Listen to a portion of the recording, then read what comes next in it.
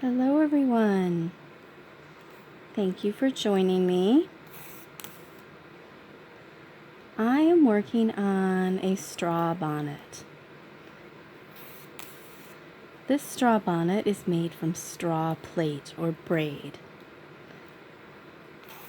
Now this bonnet is very similar in style to the bonnet from my first video. Now in that video, I sewed this back portion. This is the tip of the crown.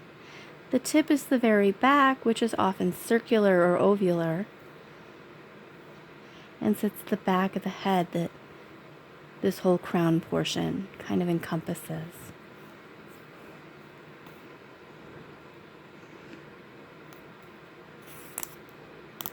Oops. Of course I pause and I snag. Now the brim is that front portion that frames the face. In this style, which is a very late 1850s going into 1860s high brim bonnet, the brim is going to sit back from the face itself. The whole bonnet perches on the back of the head. So the brim frames the face while sitting slightly back from it.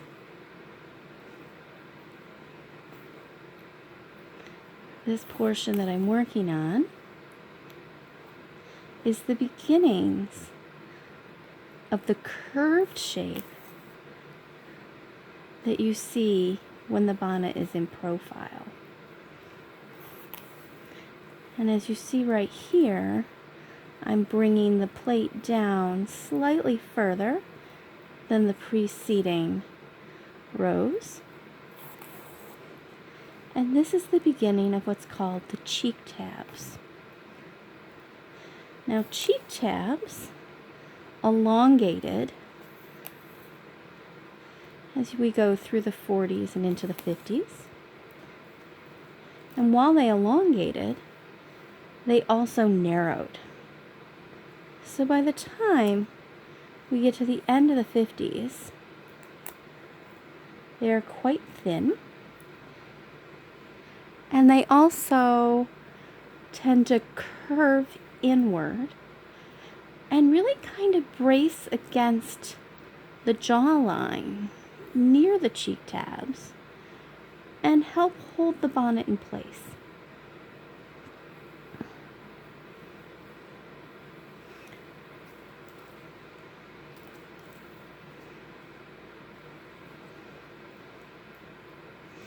I'll talk more about what helps hold a bonnet in place in a future video. In this video, I do want to stick to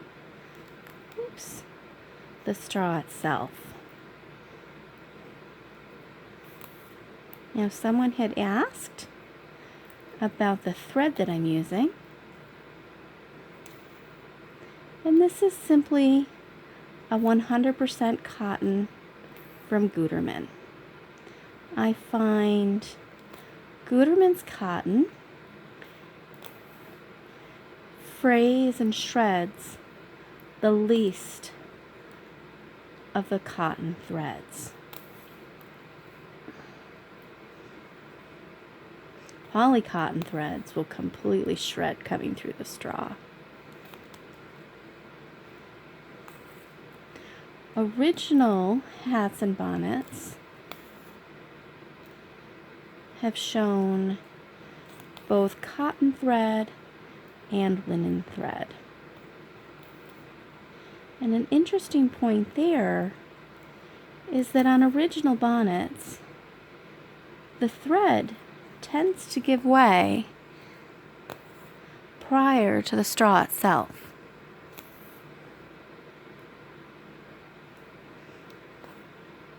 In an original bonnet I was repairing earlier this week,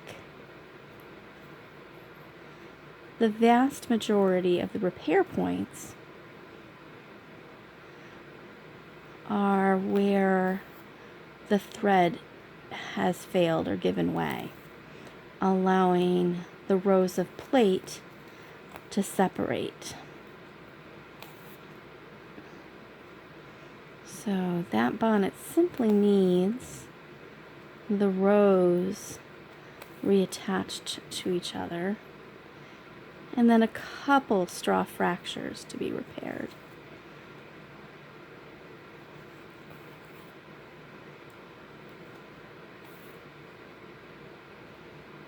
Okay, so here you can see, here you can see that curve starting.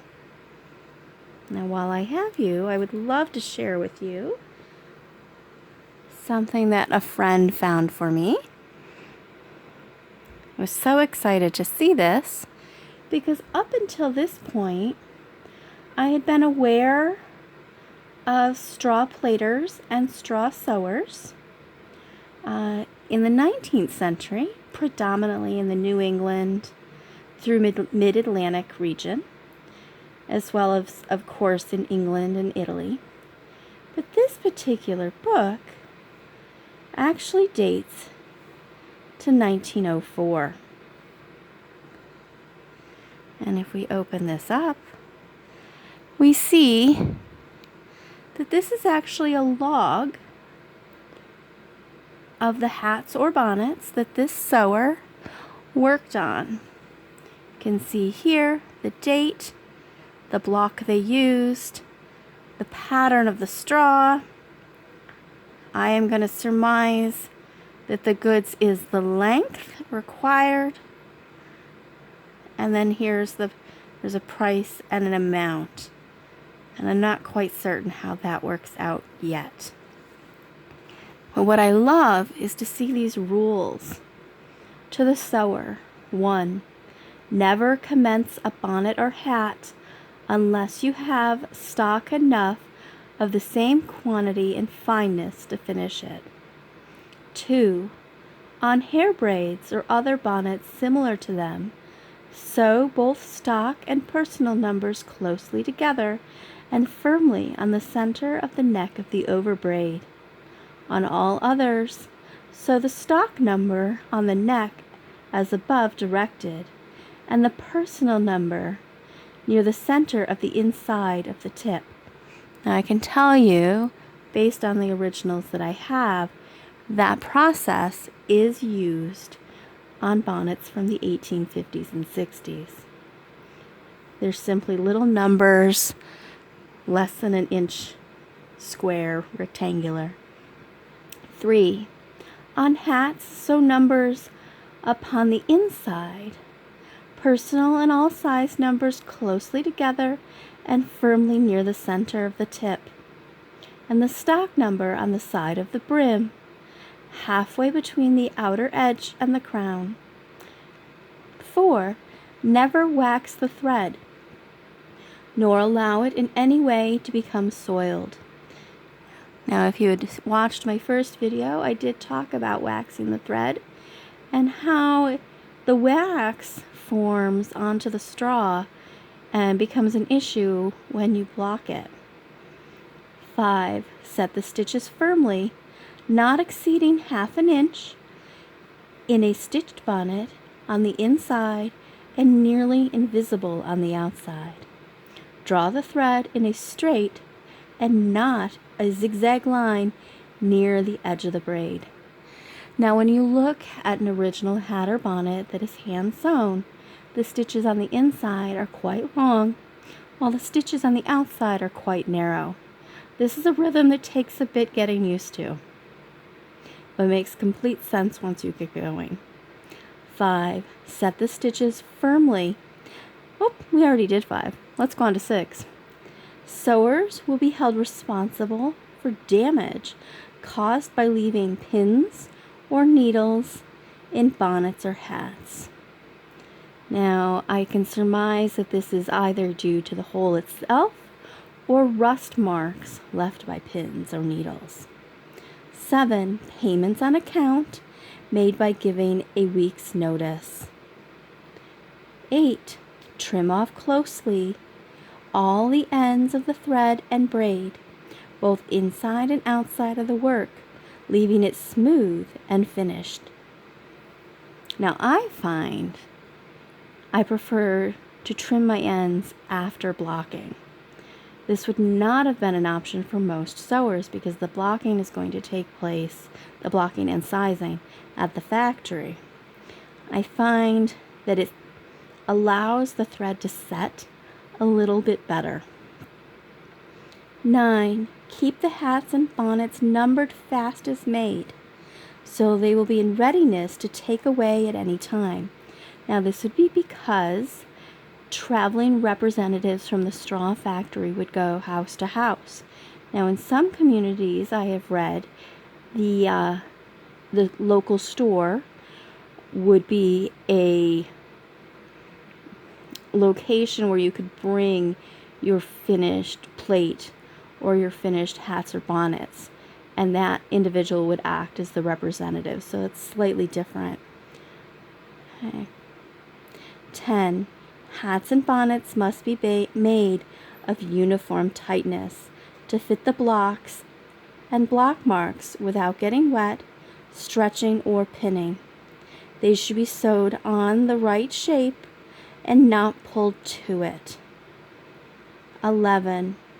Never use or dispose of any braid or thread without purchasing it of the manufacturer. Alright, so we're going to move on to the back cover. Goodness. At the end of the sewing season, or at any other time before settling, measure and do up firmly all remnants, not by rolling them into balls, but by reeling them into skeins, putting each kind by itself and marking it with the number of yards. 13. All remnants of stock, thread, or numbers must be returned. 14. Some parts of the hats and bonnets require the stitches shorter than others. For example, the beginning of the top piece, the turning of the top piece, the beginning of the crown, and the beginning of the brim of the hat. In each of these places, for about 1 inch in width, the stitches need to be shorter than anywhere else. I need to pay closer attention to that on some pieces. See if that is truly the case. 15. All employed in the shop or out must conform their work to the standard rules and to such samples as may be furnished, and one correction of any fault must be deemed sufficient. Okay? So let's take a closer look here. So this last page looks like an account log. So this individual worked from January through May.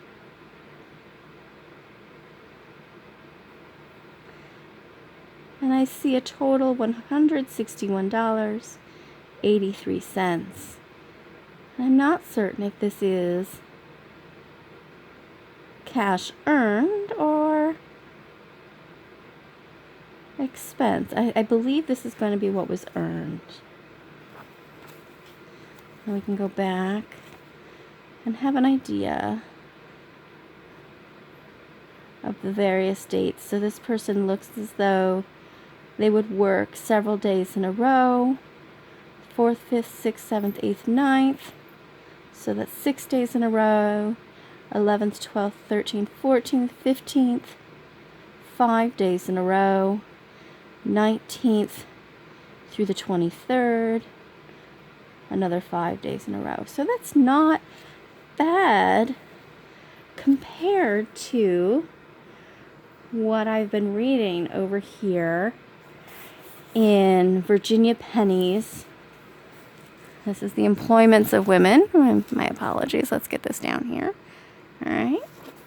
Now, Virginia Penny tells us that in the 1860s, sewers both worked for millinery shops as well as straw factories.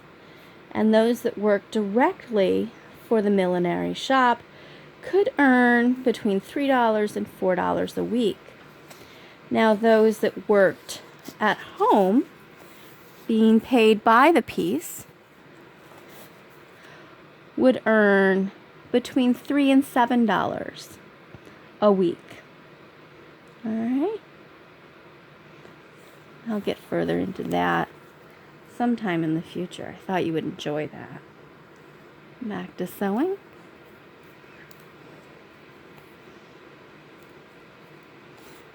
Now the two piecework positions or activities or tasks at home were, of course, straw plaiting or braiding and straw sewing. Now the plaiting or braiding could actually be done by children. There are illustrations and paintings from England showing that children could attend plait schools at quite a young age. There are some paintings where the children actually look close to preschool age, quite young.